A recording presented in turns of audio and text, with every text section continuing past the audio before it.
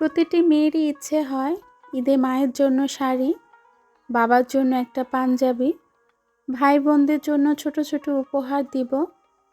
কিন্তু সবাই তা পূরণ করতে পারে না। কখনো পরিস্থিতি, কখনো বা অক্ষমতা, আবার কখনো অজানা বাধা তাকে থামিয়ে দেয়।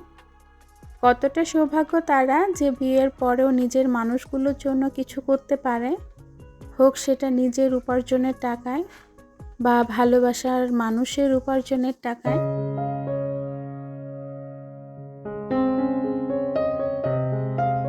আসসালামু আলাইকুম।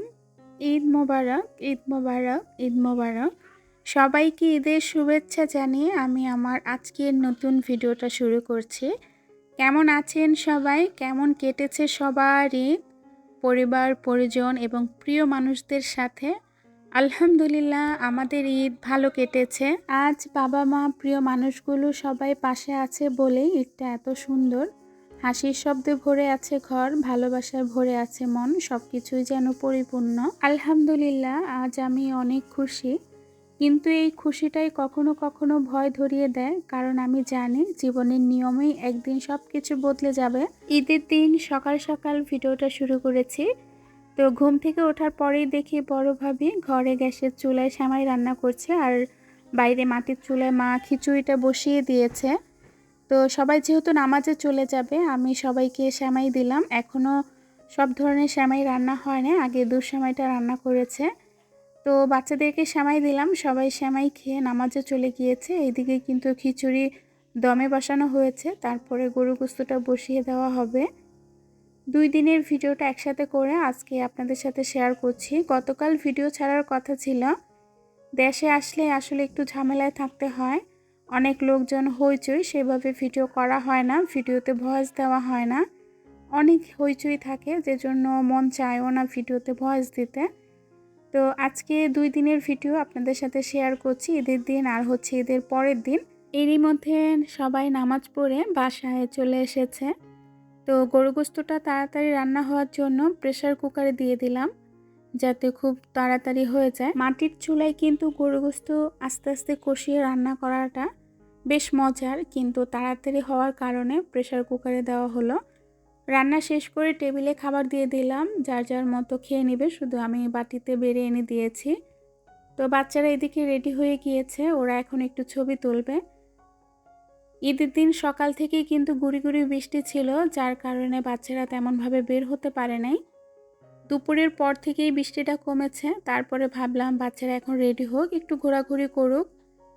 বছরে একটা দিন, এই তো বাচ্চারা মন খুলে ঘুরতে পারবে। ওয়েদারটা একদমই ভালো ছিল না, গুঁড়ি গুঁড়ি বৃষ্টি পড়ছিল, সেই সাথে রাস্তাঘাট ভেজা। তো সেই জন্য বাচ্চারা কোথাও ঘুরতে যেতে পারে নাই, বাসার সামনে ব্রিজে এসে কয়েকটা ছবি তুললো আর কি।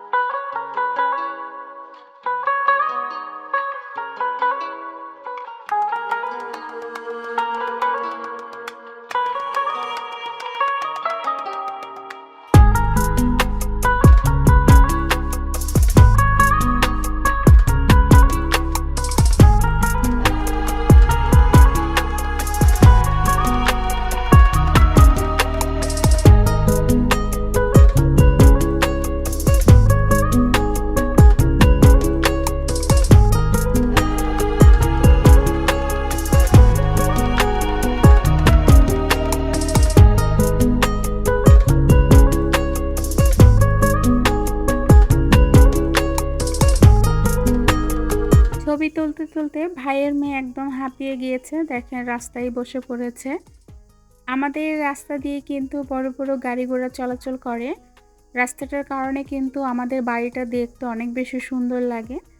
তো বিকেলবেলা আর আমরা কোথাও বের হয় নাই, মা চাচিরা সবাই মিলে বাচ্চাদেরকে নিয়ে বড় আপুদের বাড়িতে গিয়েছিল। সবাই চলে গেলে তো বাসাটা খালি থাকবে, তাই ছোট বোন আর আমি যাই নাই, আমরা আবার ঈদের পরের দিন সকালে গিয়েছিলাম। ঈদের দিনটা আমাদের একদম সাদামাটা কেটেছিল, যেহেতু কোথাও বেরোতে পারি নাই, সেই সাথে বৃষ্টি ছিল, ভালোও লাগে নাই। গ্রামে আসার পর সেভাবে ভিডিওতেও ভয়েস দিতে ভালো লাগে না। গ্রামে যেহেতু অনেক বেশি লোকজন, বাচ্চারা অনেক বেশি হইচই করে রুমের মধ্যে। তো আপনাদের সাথে যে বসে নিরিবিলি কয়েকটা কথা বলবো সেটা বলারও আসলে অবস্থা নাই। আপনারা আমার ভয়েস শুনলেই বুঝতে পারবেন কি ধরনের হইচই হয়। তো যাই হোক, এটা হচ্ছে সন্ধ্যার পরের ভিডিও। ছোট বোনের এক বন্ধু এসেছিল ইতালি থেকে আসার পর, ওদের সাথে দেখা হয় নাই, তো ঈদের উসিলায় এসেছে। আমাদের জন্য আমাদের নুরিয়া বাজারের বিখ্যাত সানা মিষ্টি নিয়ে এসেছিল 2 ধরনের। আমরা সবাই খেয়েছি। তো বড় ভাই আসার পর এখন বড় ভাইকে দিলাম। দেখো এই যে বলে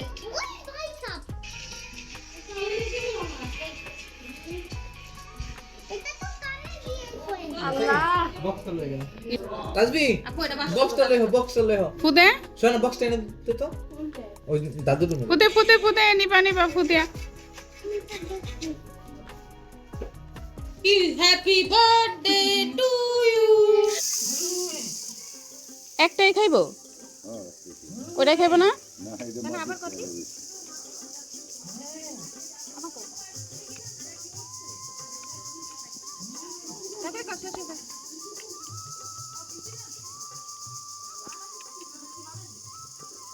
তোর কাছে একটু টান দে। শেষ খাওয়া। বাতের মার খাইলো না? দুধ।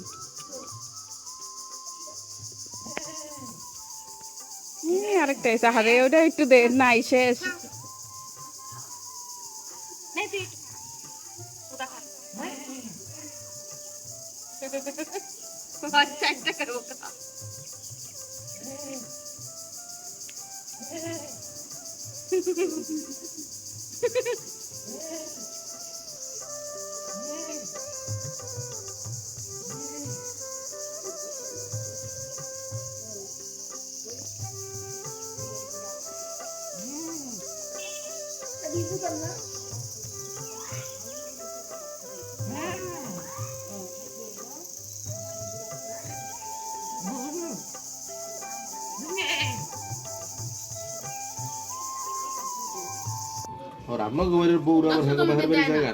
না না, খালি আমরা মেয়েরা শুধু বাপের বাড়িতে ঈদ করি, বউরা ঠিক মতো ঈদ করে। দেখ না। আচ্ছা ৭৮,০০০।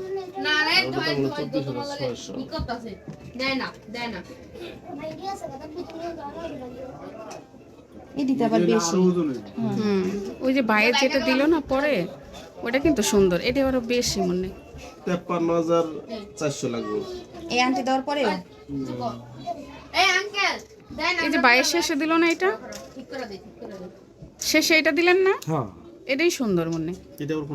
এটা না শেষে দিলেন নাকি? চারানা না জানি পাঁচানা। এটি তো আরো বেশি হইব। বেনিচেন ইয়া বেনি ব্রেসলেট 6 আনার মধ্যে। আচ্ছা তাহলে এটা তুলে দেন।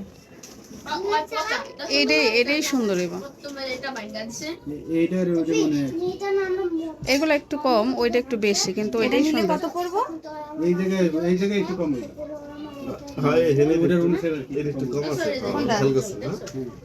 আচ্ছা আপনি এটা ৫৩,৪০০ ভর্তি হইব। এই মনে একটু কম ভর্তি মধ্যে। ওর কারণ কি? ডিজাইনের মধ্যে বেশ কম। এগুলার চেয়ে এগুলো তো একটু বড় বড় লাগে। এটা সামনে রাখুন, এটা সামনে রাখুন।